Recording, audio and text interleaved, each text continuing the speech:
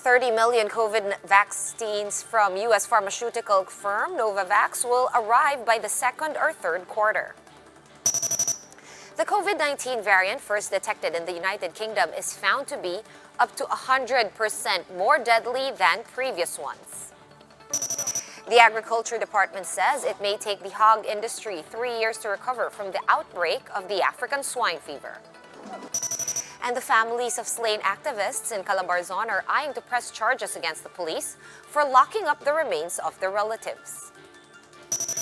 And it's all systems go for the Palawan plebiscite, which the COMELEC considers as a dry run for the new normal 2022 presidential elections.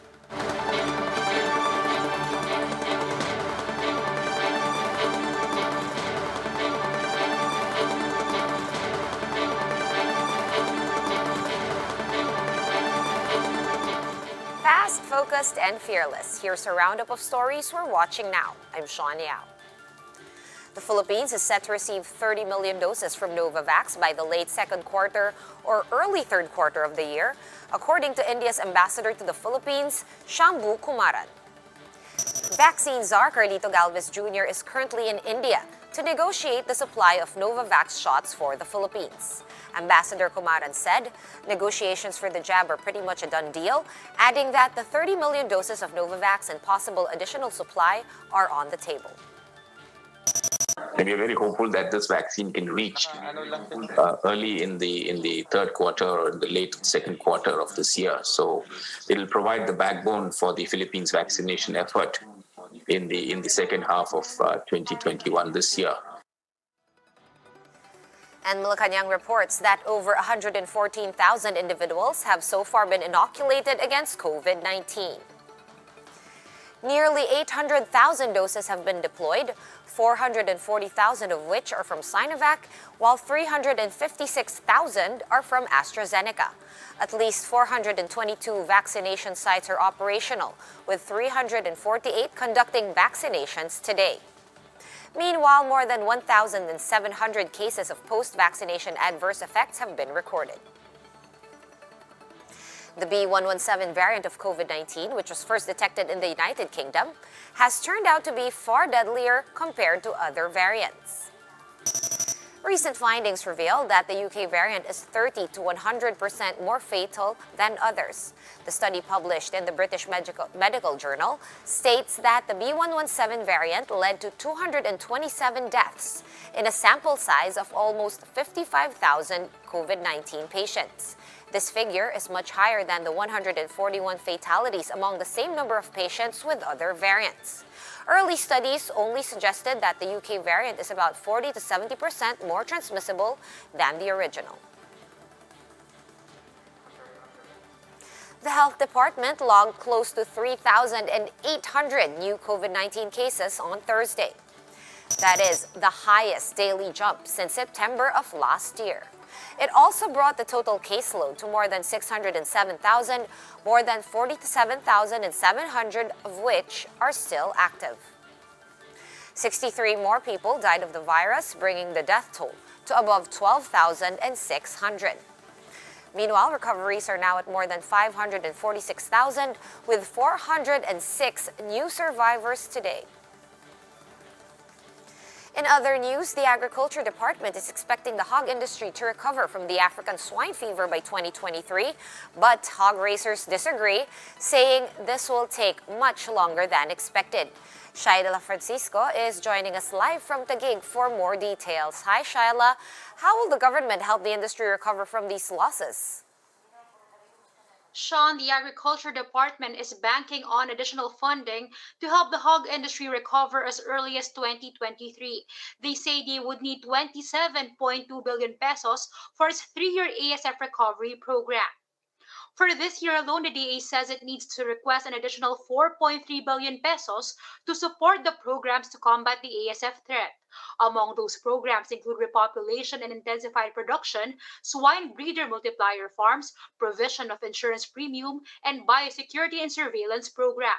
The DA notes that this year's budget for these programs, which is at around 2.64 billion pesos, is not enough. With the full implementation of its 3-year program, they expect deficit until 2022, with recovery or surplus expected in 2023. Among the agency's targets is to have 90% of the 2,100 ASF affected barangays released from quarantine by 2023. Currently, around 2,400 barangays have been affected by ASF. With this, hog raisers are once again calling on the DA not to lower tariffs for pork imports, stressing that the tariff may be used to fund its recovery program.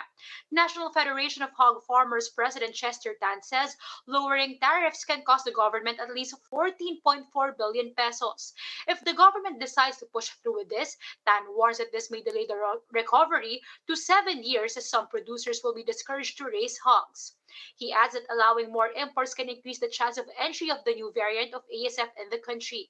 For its part, the Meat Importers and Traders Association says the entry of imports will not arrive at the same time and will be monitored by the Agriculture Department. Sean, the DA assures the hog industry that they will only import pork from ASF-free countries and that transshipments will be strictly monitored by checking the point of origin. Sean? Thank you for that update. That was Shyla Francisco joining us live from the city of Taguig. We're going to pause for a quick break, but we will be back with more stories after that. Stay with us.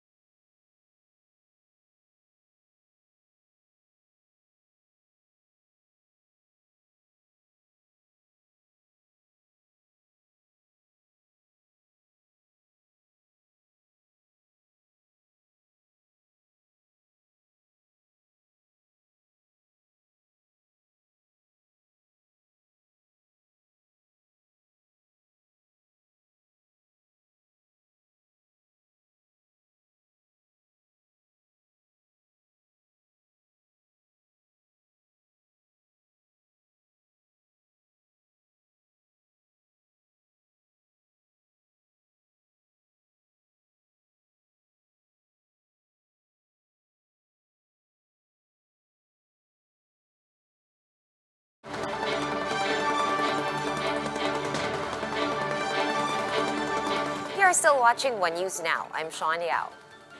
The camp of Bloody Sunday victims are now considering filing charges against the National Police for locking up the remains of their loved ones. For the details, we have Patricia Mangune joining us over the phone. Hi, Pat. What's the latest on this? Sean, the remains of 4 activists killed last Sunday during simultaneous police operations in Calabarzon are yet to be released to their families from a funeral parlor here in Antipolo City. It appears that the tensions escalated after some confusion on the arrangement on claiming the bodies. The families of the slain activists slept overnight right outside the funeral parlor while they waited in vain for the release of their dead loved ones. They explained that all payments and other documentary requirements were already completed, but the owner of the funeral parlor still decided to lock them in together with the police until this morning. Lawyers of the families under the National Union of People's Lawyers and other militant supporters rushed to the scene. The PNP explained that they simply locked the gates to prevent trespassing and any violent acts from progressive groups. It added that it was in fact the management of the funeral parlor who called for police assistance. With this, the police clarified that they were not hindering the release of the bodies. Instead, they are just waiting for the financial assistance to be extended by the local government units for the funeral services of those who were killed. It was around 11 in the morning today when the bereaved families were let out of the compound, and by 3 in the afternoon, an arrangement was settled upon to finally release the bodies within the day. Sean, the families say they will subject the bodies to another autopsy after the one that was conducted by the PNP, while their lawyers are studying the possibility of filing charges for arbitrary detention when the families were locked in without food or water. Sean? Thank you for that update, Pat. That was News 5's Patricia Mangune joining us over the phone. NTF-LCAC spokesperson Lieutenant General Antonio Parlade Jr. brushes off a Senate resolution calling his appointment unconstitutional. Parlade says the executive department will still ultimately decide on the matter. The Senate adopted Senator Panfilo Lacson's committee report yesterday that says a military official cannot be appointed to a civilian post. But Parlade claimed the NTF-LCAC is not a civilian entity since various government agencies are working with them against communist insurgency. He also noted that most members of the task force are active military members. Honestly, now is not the time to talk about this these issues on the selection of spokesperson. Kung sinasabi nilang mali, well, alis tayo, unconstitutional. Welcome yun. Palitan natin yung spokesperson ng isang civilian. But I really don't think that's the issue there. And the COMELEC considers the plebiscite in Palawan that's set for March 13 as a dry run for the conduct of the 2022 national elections. Dale De Vera is on the line to tell us more. Hi, Dale.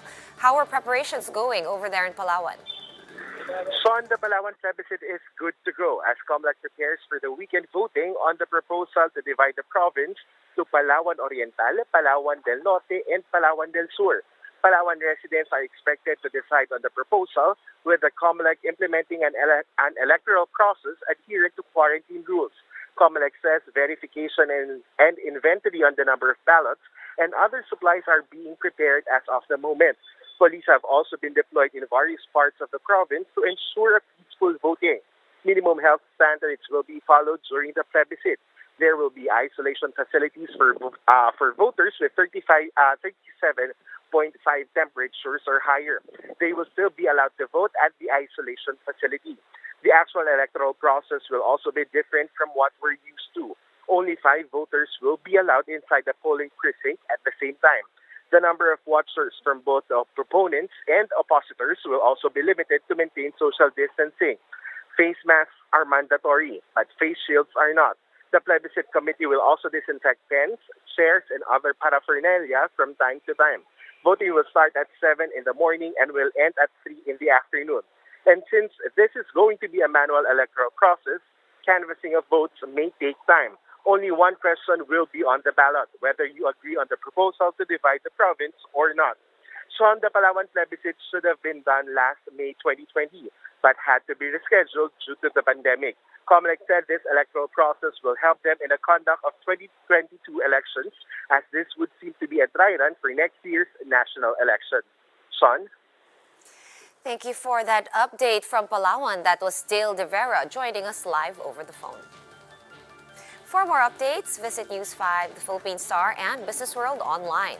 Visit our website, onenews.ph, for more in-depth analysis. You can also catch One News on the Signal Play app. Register for a free account at www.signalplay.com and stream One News live anytime, anywhere. Mask on, wash hands, and stay safe, Philippines. I'm Shawnee Au. We are One News.